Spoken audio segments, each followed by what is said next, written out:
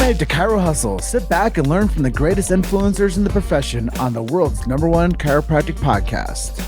Before we dive into this powerful episode, please remember to subscribe to our channel and give us a 5-star rating on iTunes and continue hustling. This episode is sponsored by Imaging Services, Chiro Health USA, Chiro Moguls, Chiropractic Rocks, True Weight Solutions, Pure Chiro Notes, Titronics, doTERRA, Sherman College of Chiropractic, SCED, New Patients in a Box, the Influencer Authority Podcast Training, and Prime Spine Consulting. Let's hustle. Hey guys, welcome to episode 295 of the Chiro Hustle Podcast. I'm your co-host, Luke Millette, and here's your host, Jim Chester. Today we had the opportunity of interviewing Chris Miles, and if you want to understand how your wealth can be your new health, stay tuned. Welcome to another episode of the Chiro Hustle Podcast. This is the big one, 295, and we have Chris Miles today, and we're pretty close to each other. You're out there in Utah, and I'm 25 miles away from the Utah border. And Luke, you are 2 time zones away. Where are you today? I'm in Ann Arbor, Michigan, hometown. Cool. Yeah. And you know, Chiro Hustle, what we do here is we protect free speech in chiropractic. We protect the sacred trust for the chiropractors by keeping their language tight and honest. And I know that that's one of the things that you do, Chris. I almost called you Dr. Chris because you help so many doctors.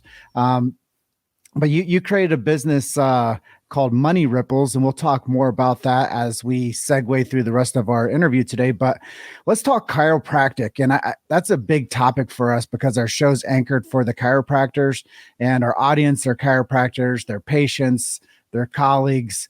Everybody sees what we do with Chiro Hustle. So if you could just share people your chiropractic story and what got you into this profession, how you started working with chiropractors. Yeah, you know, I'll tell you, as a kid, like chiropractic was kind of a scary thing for me. I remember my first chiropractic visit. My dad took me there because some, kid that was 6 feet tall lifted me up over his head and then dropped me on the ground and totally messed up my back. And I remember they hooked up electrodes to my abs, right?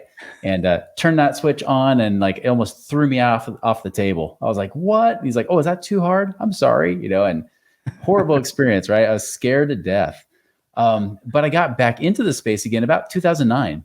So a very interesting thing. I was working with another company at the time, before Money Ripples. Money Ripples is 9 years old, but prior to that, I was working with a company called Freedom Fast Track, which was the predecessor of Wealth Factory with Garrett Gunderson. At that time, I was the one that was actually the main financial coach. So if somebody went through Freedom Fast Track for a period of about from 2009 to about 2012, they probably had me as a coach because I was coaching everybody. And so what I had created is a whole cash flow program and working with people that way. Well, we started finding that we could, on average, find about $2,800 a month or $34,000 a year. This is without investing. This is just finding and freeing up cash so people can use it for whatever the heck they want. Well, end of 2009, Garrett started getting connected with guys like Pat Gentempo, Mike Gandolfi, Troy Dukowitz, people like that. And Garrett's like, I honestly don't understand what you do, but hey, I've got these connections. Impress them so they, start talking about us. Well, I did. I remember, one of those guys, I won't mention which his names, made him cry because he started saving $50,000 a year in taxes. Couldn't believe he was overpaying that much. And so that was all that extra pain and work he had to do for nothing. Others, we were finding like $5,000, $6,000, $8,000 a month, of money we could free up for them.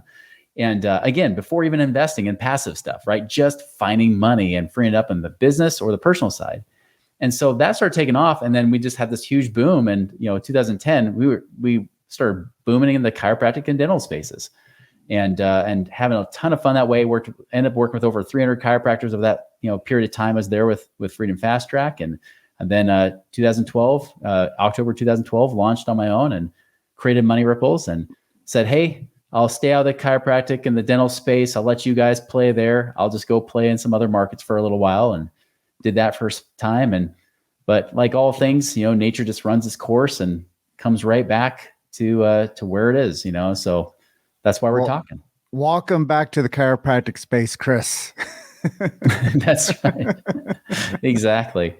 Yeah. Just breaking right back into teaching more chiropractors and helping you guys out, which it's been a fun place. And And yeah, for my own personal journey, from physical health standpoint, I use chiropractic a lot. I've done lots of different modalities. AIMIT is one I use a lot because I do a lot of marathons. And so do a lot of muscle activation and things to stay adjusted and stay well. And even, I remember seeing the premiere of Doctored and things like that. And that's how I actually heard about AIMIT, was because of that movie there. And I know you've got a great documentary as well that you've done in the space. And that's the thing, is like, I'm a huge advocate for chiropractic. Like, whenever people say, "Oh, it's a scam," I'm like, dude, you're a moron. Like, this stuff has already been proven. We don't even have to prove it to you. Like, the fact you're saying that, it's like you're saying that vaccines are awesome. And so, I mean, that's about how awesome you are. It's like, come on, this is bullcrap. So it's the space. I mean, the chiropractic space. Here's my passion behind it, right? Because if chiropractors could really embrace that power, and not only embrace that power, but also have the right money mindsets behind it, to where they become financially prosperous. This is why my company's called Money Ripples, right? Because I remember I was out for a run trying to think of a name for my new company. And, because that's what everybody does. They go for a run when they're trying to think of names, right? I went for a walk. You're like, to the bathroom. But I was out for a run. And I remember thinking of one chiropractor in particular. He was out in North Dakota. Awesome guy, awesome family. And I remember he was working like 6 days a week, Monday through Saturday, had no time with his family. We were able to eventually free up $6,000 a month. And the first thing he did, he went and he bought a 4-wheeler for $6,000. Now, you would think, if you were a Dave Ramsey fan, because he's full of crap a lot of times, but if you're a Dave Ramsey fan, you'd be like, oh, how dare he waste all that money? But I'll tell you, his wife was in tears the next time I talked to her, because she's saying, Chris, we got our husband back. We got our father back. He's taken off Saturdays. That 4-wheeler we're using every single weekend, and he's actually with the family. No, I don't know how much money. Obviously, it was $6,000 a month that bought that freedom back, but that just changed our world. That made our life amazing. And I'll tell you, like, that's the passion I have, is creating that ripple effect. Because if you're prosperous, you able to relax and not worry about survival, but now you're in this place of thriving. Now you can create a much bigger impact on the world, be able to get your message out there, fight the stupid Western medicine that's just sick care, not health care, and actually create a massive impact on this planet that can actually bless more and more lives. And we can actually have people that are healthy and well, not just a bunch of unhealthy people, or just unwell, or even sick and dying, and they're blaming everything else but themselves. That it can't do that. Like, we got to get this personal accountability of our health back in check, and we got to have freedom again. And it starts with you. Once you become free, you can help liberate others do the same. So in the world of financial mastery and coaching, what are some things that you say would make you different or unique in that space? Well, the fact, other than, being called an anti-financial advisor, I mean, that's kind of, different, but that's kind of what the name implies. Every financial advisor and expert out there, they're telling you, save everything, spend nothing, save it forever, put it in mutual funds, save it for the long haul, and hopefully someday you'll have something, right? And that model has not worked. I know, because I started in that space almost 20 years ago as a financial advisor of the traditional sort, AKA salesman in a suit. I did that for 4 years, right? In the early 2000s. I quickly realized I like patterns. I like to know that things work. When I started to see that even after decades of advice, people weren't financially free. And more importantly, that even financial advisors themselves, when you start to peel back the curtain and you get away from them making all these commissions and renewals off of you investing with them all the time, right? When you take that all away, they can't retire even off the mutual funds they've been recommending to you. So if there's guys been working since the late 70s, not able to retire themselves, what makes you think you're going to be able to do it anytime soon? And that to me was just, I couldn't be in integrity and teach that. It would be like a doctor saying, holy crap, medicine screwed up. I'll just keep practicing. Like that you don't do that. Like, you got to get out of that space. And it's tough because, your pocketbook's tied to it, but you got to get away from it. And so I did. I left 2006, vowed never to do it again. But later that year, by doing the opposite of things that had been recommended, and started focusing on cash flow and passive income instead of worrying about trying to accumulate this nest egg in some crappy mutual fund that has mediocre returns with high risks. Next thing I know, I was able to be financially independent just before I was 29 in 2006. And even after the recession, even when I was working with Garrett and we went through some massive crap, I went over $1 million in debt, I was still able to dig out of that hole with no money, no credit over time, and with a lot of effort and grit. was able to persevere and once again, able to come back out of basically come out of the rat race once more in 2016 and do it again. And so the great thing is, even though the crap I went through, my pain becomes everybody else's gain because I was able to prove it twice, and get people out of the rat race. And that's what I teach people today is, how powerful is it that you can practice because you want to, not because you have to. Your work optional. You really get to do that because you want to. I mean, that's an amazing place to be where, you're like, hey, I'm doing this because I want to serve and help people. And that's where I am now. Like, I don't need to take on any more clients. I'm good for life. But that's the thing. Once you get to that place, you realize it's much, much more than that. You got to create something that creates meaning and impact in people's lives. And what better way to do it? Well, I love being a teacher. I love to impact people's lives. And that's what I want to, help everybody do, including the chiropractic industry, because you guys, you've been silent for too long. You've got to have a bigger mouthpiece. You got to have more resources and more means to be able to make a bigger impact in people's lives. Well, I know that people are going to listen to this episode and they're going to really appreciate the information you're going to share with them. So before we get to the end, like we typically do, let's give them a preemptive close. Like if they want to work with you, where can we send them to? Yeah, you can go a couple places. One, you can check out our website, moneyripples.com. Just like it sounds, MONEYRIPPLES.com. Or you can even follow our podcast. We have the Chris Miles Money Show. You can find on iTunes, YouTube. I found out even Audible. We're everywhere. So, wherever you listen to the podcast, we're there on the Chris Miles Money Show as well. And speaking about this stuff, like financial stability is one thing. Personal responsibility for our health is another thing. Mm-hmm. But something I've heard, and I have a few things I want to discuss, but you got me so fired up. Like a phraseology I think that people should really consider is health is our new wealth.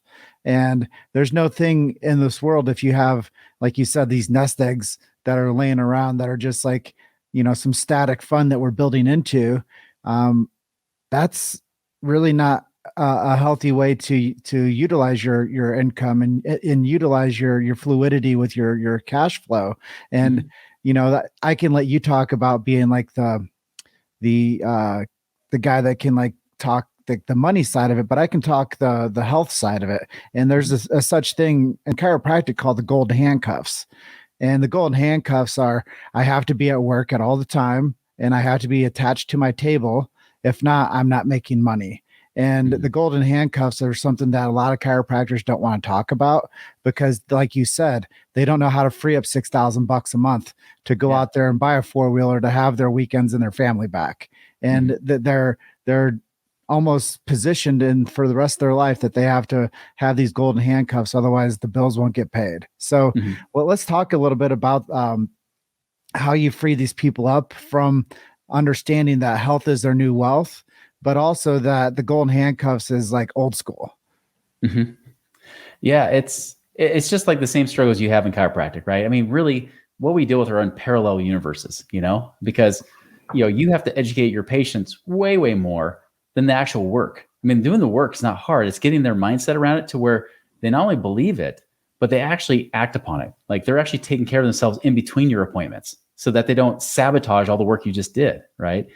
And that's the same thing that I notice as well. Like and it's not just chiropractors, just, like so many people sabotage financially, themselves because of things we've been taught, we've been raised with. We've always been taught that money is a scarcity issue, right? There's never enough of it. I mean, I remember growing up, my dad would say things like, hey, what do you think I am, made of money? Money doesn't grow on trees, right? And my personal favorite was, you know what? Because I'm such a good dad, I gave up that Corvette to have you kids. Like, I mean, how do I not end up being a financial, mess, especially mentally speaking, because it was always like, you got to save everything. You can't spend it, even though he would blow it on crap, stupid stuff.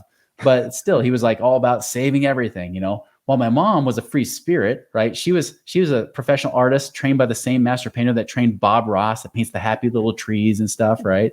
Like she was kind of like that, the same kind of hippie, they're both, very the forefront, almost just barely in the forefront of the baby boomers, right? Like they're barely a boomer, like they're almost prime lifer, and so they were raised with that Depression era mentality. And she was raised that, hey, you know what? I'm a starving artist. Until I die, my artwork won't be worth much. And, He's like, hey, I got to work until I'm dead because that's what you do. You work for the same company forever until they lay you off, which, wait, that's not supposed to happen, right? And so I didn't want that kind of life, and so, that's where, again, I came from that messed up space. And even in the financial advising space, they all teach out of scarcity. It's always about never enough. You can never save enough, pay off your debt fast enough. It's never enough. The thing is, you got to get to a place of abundance. You got to get to a place where you know that there's more than enough opportunity, more than enough money, and to spare.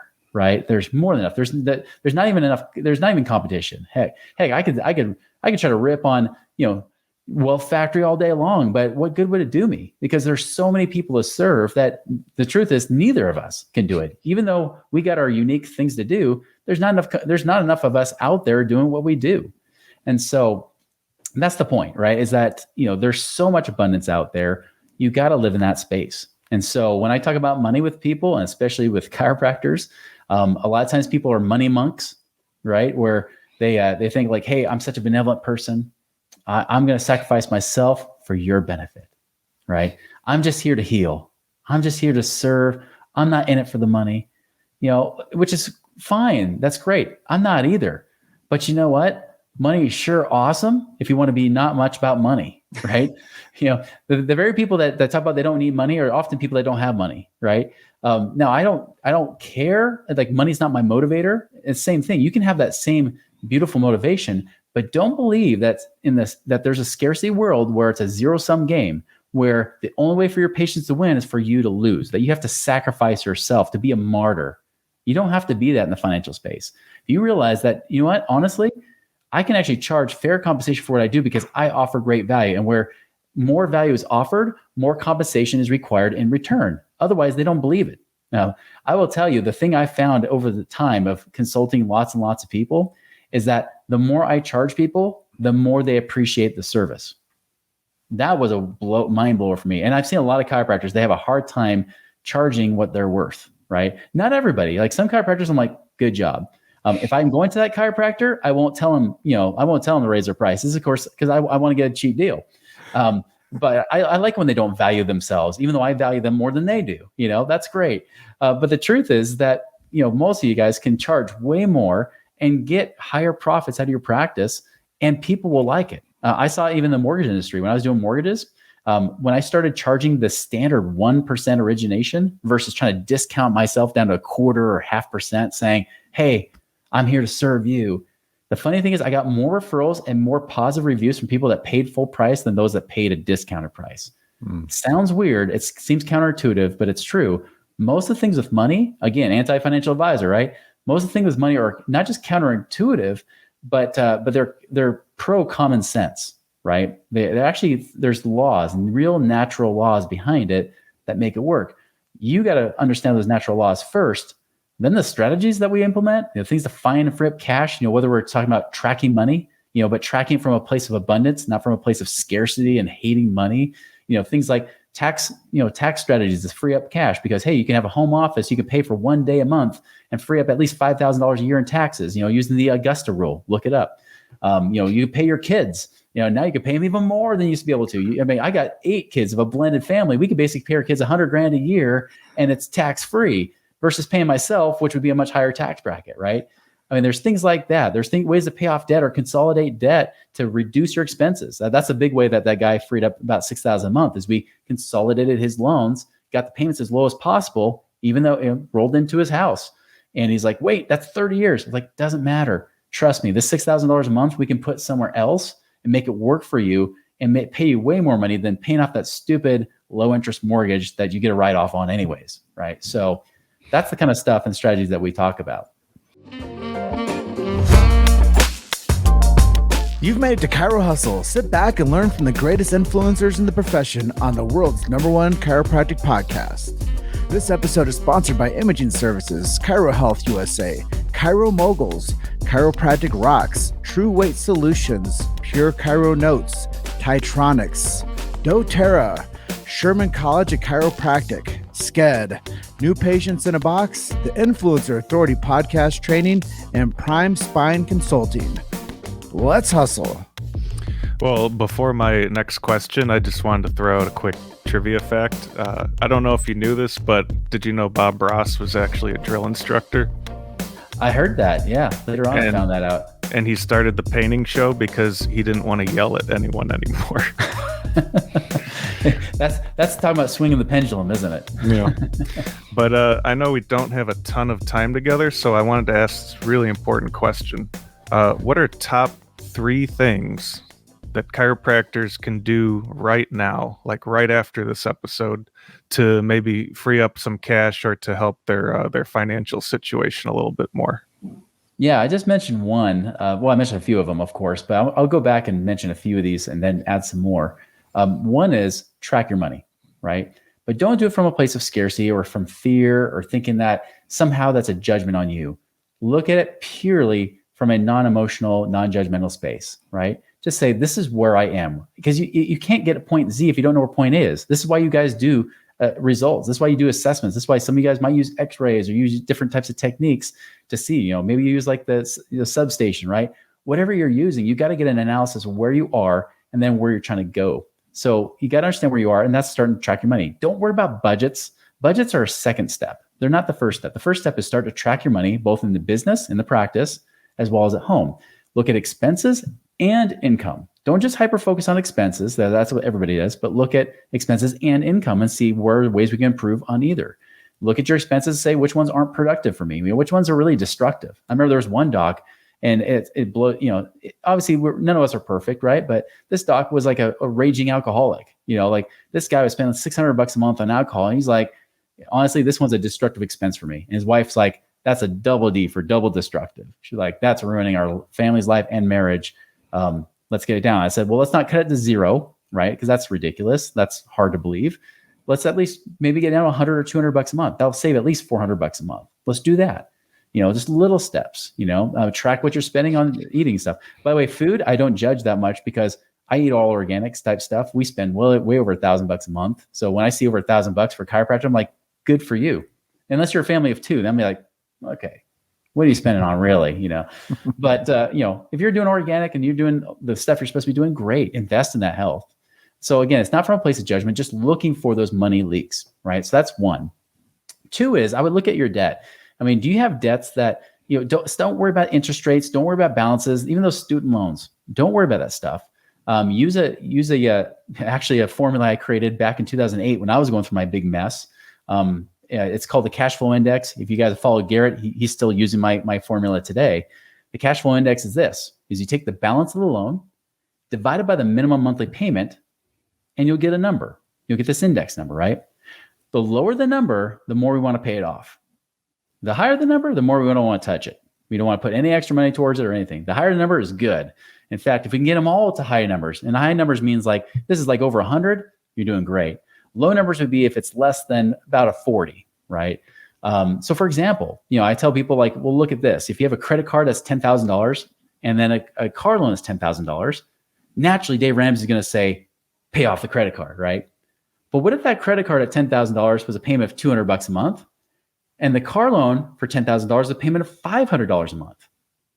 Now, if you use the index to kind of look at it, it's easier to see when they're equal balances. It's harder when they're all over the place, right? But when you look at it from a common sense standpoint, which one causes the most stress? The $10,000 credit card at $200 a month or the $10,000 car loan at $500 a month? Which one causes the most stress in reality? The car, right? Because it's the $500 a month. The thing is, at least if something goes wrong, either you have higher expenses, your income drops 1 month, at least you can pay $200 more than you can pay the $500. Now, we may want to get rid of both, but the point is, even if that car loan was a 4% loan and that credit card's an 18% credit card, I would pay off the car, pay it off, free up the $500. Then you have options. Because when you have cash flow, you create options. When you have options, you have freedom. So you take that $500, you can take that and pay off the credit card anyways, but at least now you have the choice. See, now take that formula, 10,000 divided by 500 is a 20, but 10,000 divided by 200 credit cards is a 50. The lower one, the 20, is the one we want to pay off first because it's 2.5 times more productive to pay off that one than the credit card. And that's what we look at. So look in the ways to pay those low ones off, refinance, maybe even try to consolidate. That's number 2. And then number 3, I won't go into the tax ones because I already kind of gave that. That's a bonus for you. And there's way more than that even. But number 3, I would say is start looking for dead equity. Look for dead money that's just sitting around doing nothing, right? This is money in savings. This is money sitting around in equity in your home. If you've got more than 20% equity in your home, we probably want to get that out. Do you have money sitting in crappy little 401ks and IRAs, right? Do you have money sitting in the stock market that you're wondering if you're going to lose it the next day? Because, by the way, stock market is basically the same thing as Western medication, right? That's my viewpoint of it. Like, it's basically a big gamble, high risk, low returns. Can we get that money out and use it elsewhere? For example, if somebody has $100,000, you can easily be able to take low risk on that money, put it into real assets, things like real estate investing, things like that, turn $100,000 into at least $10,000 or $12,000 a year. Now, the crazy thing is, in this traditional stock market space, right? When I was teaching from a financial advisor, if you had $100,000, you shouldn't pull out more than 2 or 3% a year, because you don't want to lose to inflation and run out of money before you're dead, right? Think about it: $100,000 to live on $2 or $3 grand a year, and you have to pay taxes on that money because it's thrown in dumb 401ks and IRAs. Versus if I have $100,000 and instead of living on $2,000 or $3,000 before I get taxed, I can live on $10,000 a year. Now it's better. The thing that's awesome is Jim and I were at an event. This woman's like, well, I don't have a lot of liquid cash, but I have $700,000 sitting in IRAs. I said, cool. Even if we only made 10%, which is the bottom baseline, that's $70,000 a year. And she kind of just blinked at me. Like, you can almost hear the blink, blink, blink, blink, like just like in the cartoons, right? She's like, what? Like, yeah, $70,000 a year. I'm doing low math. I'm being conservative on the returns. It could be better, but I don't want to overpromise. She's like, okay, you're gonna have to show me how to do that. I'm like, it's not as hard as you think. But again, you have to have the right mindset first. And then when you get the mindset, the strategies become much easier to do, especially when you have the right connections, the right deals in place. You'll realize you don't need the stock market. You don't need all that crap, just like you don't need Western medicine as much, right? That's triage crap. We need that in rare instances. The truth is, you don't need the traditional stock markets that all the financial advisors are trying to sell you, because that stuff is crap, hasn't worked for them. So why would it work for you? I like something you said earlier, but I think Luke wants to jump in. Go ahead. No, I was just going to say, I almost called you Dr. Chris. Now you go ahead, Jim. Well, I know that we have less than 5 minutes left of the show with you. Mm-hmm. One of the things that I'm really curious to ask you, I've been wanting to ask you this since I met you, and I just haven't, but people always talk about like streams of income. Like, mm-hmm. I'm not even going to put a number out there, but what is the amount of streams of income that you think that people should have? That's a good question. That as many as you can get. I mean, but not too many. I guess I should put that. Yeah, it's always got to be a balance, right? I've seen people try to create too many streams of income or too many different investments in different places, and that's just a management nightmare, right? But I would say this: at least 3 to 5 minimum streams of income coming in from different places. Like, for example, I own real estate in a variety of different states, mostly in the Midwest and Southeast. I live here in Utah, but I don't invest anywhere in the western half of the U.S. because the returns out here suck in the western United States. But you go out from about Texas, Oklahoma, out eastward, there's much better returns, much better prices, and better rents, right? I've got money invested in land. I just found out when I was in Arizona, actually with you, Jim. Like, I just found out, I went to lunch with the guy that's doing land investing for me. In the last 2 months, he created a 70% return on my money. I'm not guaranteed, but I'm like, keep it up, buddy. Keep it going. Like, I love that kind of stuff, that kind of thing. I can invest in apartment complexes. I can invest in self-storage or assisted living. I put my money in all kinds of places, oil, right? Franchises. I can even go into business and do stuff that way. There's so many ways to create streams of income, even within your own practice. You can look for ways to create residual streams of income there too, and I'm sure there's been plenty of guests talking about that as well, creating other streams of income than just, focusing on working in the practice, but working on the practice or creating other ancillary income streams coming in. So the truth is, you want as many as you can get, but don't overly diversify to the point where you can't manage it all. Well, Chris, I almost called you Dr. Chris again. Well, Chris, thank you so much for being our guest today. I'm sure our listeners are going to get a lot of value out of this episode, because we don't usually get a lot of financial experts on here. Hey, whatever I can do to serve, that's what I'm here to do, man. Yeah. And I just want to thank you too for making time in your busy day to jump on and do an interview with us. And any of you guys that are curious to work with Chris, it's moneyripples.com. And I think that it would pay you guys all dividends to at least go to the website, check it out, do a little tour, and schedule yourselves a discovery call to see if it's the right fit for you. And you guys can fit a bit more money back into your pockets to have a better quality of life month to month, day to day, and as we say, year to year. So let's add some life to people's years and years to their life, and let them have some more streams of income. And let it be something that's more enjoyable for them rather than something that's loathing or something that is scary to them, or some fear-based model where they think that we are still running out of money, because they're printing more money now than ever before. And you should go get yours and save some and spend it how you want to. But Chris, have a wonderful afternoon, and we look forward to catching up with you soon. Okay. Thanks so much, guys. Really appreciate it. Nice seeing you again. Same here, Luke. Thanks for listening to Chiro Hustle. Don't forget to subscribe and check back next week to continue hustling.